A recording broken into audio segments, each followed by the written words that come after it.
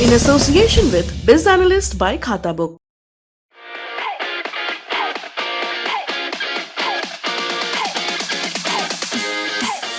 राजस्थान की सरकार ने आज 2022-23 के लिए बजट पेश किया। मुख्यमंत्री अशोक गहलोत के पास ये वित्त विभाग भी है, तो उन्होंने ही विधानसभा में बजट का भाषण भी पढ़ा। भाषण की शुरुआत में ही उन्होंने एक कविता पढ़ी, जिसके लिए श्रेय दिया पूर्व मुख्यमंत्री और बीजेपी की नेता वसुंधरा राजे को। सुनिए। ना पूछो मेरी मंजिल कहाँ है, ना पूछो मेरी मंजिल कहाँ है। वसुंधरा जी, आपसे मैंने प्रेरणा लेके बोलना सीखा है।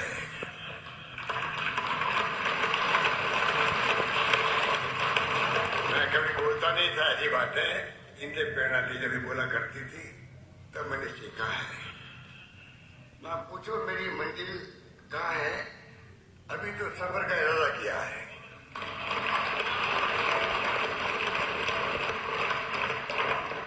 ना हारूंगा हौसला उम्र भर, ना हारूंगा हौसला उम्र भर, ये मैंने किसी से नहीं खुद से वादा किया है। तो इसके बाद अशोक गहलोत ने हिंदी में बजट भाषण पढ़ा। कुल 2 घंटे 56 मिनट का था, मतलब काफी लंबा। गहलोत का अब तक का सबसे लंबा बजट भाषण है। आपको याद होगा, इस बार मोदी सरकार का बजट भाषण वित्त मंत्री निर्मला सीतारमण ने 1.5 घंटे में पढ़ दिया था। तो उस लिहाज से गहलोत का बजट भाषण काफी लंबा था। भाषण के कुछ बड़े ऐलान अब आपको बताते हैं, जिनकी चर्चा चल रही है। पहला, राजस्थान सरकार के कर्मचारियों की पुरानी पेंशन योजना फिर से बहाल कर दी गई है। सबसे ज्यादा चर्चा इस ऐलान पर हो रही है और चर्चा के गहलोत सरकार की तारीफ भी हो रही है साथ में। इसे सरकारी कर्मचारियों के लिए एक सौगात कहा जा रहा है। अब ये पेंशन योजना क्या है, इस बारे में गहलोत के बजट भाषण में 126 नंबर का एक बिंदु है, वो शब्दशः आपको बताते हैं। सरकारी भाषा है, सुनिएगा। विभिन्न राजकीय विभागों में 30-35 वर्षों से कार्यकर जन सेवा करने के उपरांत सेवानिवृत्त होने वाले कार्मिकों की वृद्धावस्था में सार संभाल की जिम्मेदारी उठाने की दृष्टि से सरकार उन्हें सेवानिवृत्ति के बाद पेंशन उपलब्ध कराती आई है।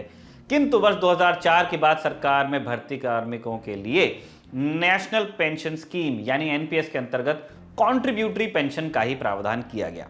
पेंशन के लगातार बढ़ते वित्तीय भार को कम करने की दृष्टि से ऐसा कदम उठाया गया होगा, लेकिन इस नवीन पेंशन स्कीम के कारण अभी से ही कार्मिकों में सेवानिवृत्ति के उपरांत वृद्धावस्था में जीवन यापन के लिए भारी असुरक्षा का भाव उत्पन्न हो गया है, जो कि हमारे लिए चिंता का विषय है। हम सभी जानते हैं कि सरकारी शासन से जुड़े कर्मचारी भविष्य के प्रति सुरक्षित कर लें, तभी वे सेवा काल में सुशासन के लिए अपना अमूल्य योगदान दे सकते हैं। इसीलिए 1 जनवरी 2004 और इसके पश्चात नियुक्त हुए समस्त कार्मिकों के लिए भी आगामी वर्ष से पूर्व पेंशन योजना यानी ओपीएस लागू करने की घोषणा करता हूं। ये करता हूं इसलिए आया क्योंकि अशोक गहलोत खुद ये बात कह रहे थे। ये बात कही गई है बजट भाषण में, हालांकि अभी तक इस योजना पर पूरी स्पष्टता नहीं। ऑब्वियसली अभी तो ऐलान है। हमने कई लोगों से इस फैसले को समझने की कोशिश की। कुछ का कहना है कि पेंशन स्कीम में 2004 के बाद से कर्मचारियों का जितना पैसा कट रहा था, मतलब एनपीएस में कंट्रीब्यूशन जो था, अब वो वापस मिल जाएगा और आगे से कटना बंद हो जाएगा। अगर ऐसा होता है तो कर्मचारियों के अकाउंट में कटा हुआ पैसा वापस आएगा और आगे से एनपीएस कटना बंद होगा, तो उनकी तनख्वाह में भी इजाफा होगा। लेकिन क्या नियम ऐसा ही है, ये कहना अभी मुमकिन नहीं है। कि वो जो निटी-ग्रिटीज जो राजस्थान सरकार बनाएगी, उनकी जानकारी अभी आना बाकी है। जब सरकार की तरफ से इस बारे में स्पष्ट नियम बन जाएंगे तब हम आपको बताएंगे। बढ़ते हैं अगले ऐलान की तरफ। देश में घरेलू बिजली मुफ्त करने की चर्चा बहुत होती है। आज गहलोत ने इस तरफ एक घोषणा की। कहा कि अगले साल से 100 यूनिट प्रति माह तक बिजली उपभोग करने वाले उपभोक्ताओं को 50 यूनिट तक बिजली फ्री मिलेगी। यानी जो उपभोक्ता 100 यूनिट वाले स्लैब में आते हैं, उनके लिए 50 यूनिट फ्री हो जाएंगी और सिर्फ 50 यूनिट का पैसा देना पड़ेगा।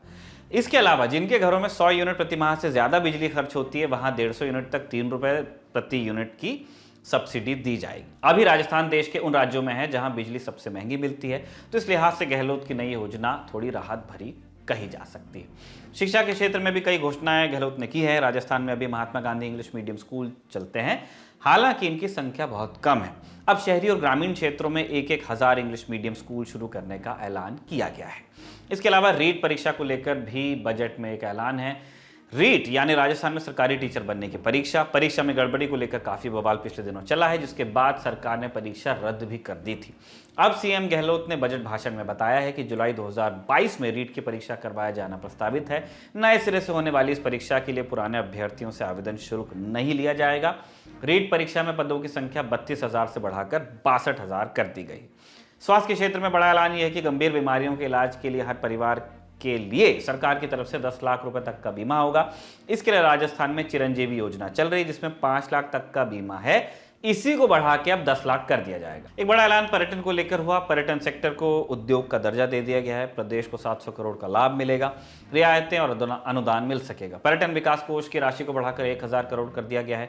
पर्यटन विकास के लिए प्रत्येक जिले में 2 नए पर्यटन स्थल विकसित होंगे। तो ये कुल मिलाकर राजस्थान के बजट की बड़ी घोषणाएं हैं। आमतौर पर राज्यों के बजट पर नेशनल मीडिया में इतनी बात नहीं होती है, राजस्थान जैसे राज्यों की तो बिल्कुल कम। लेकिन कई बड़े ऐलानों की वजह से इस बार अशोक गहलोत के बजट को लेकर खूब बस है, मीडिया में भी और सोशल मीडिया पर भी।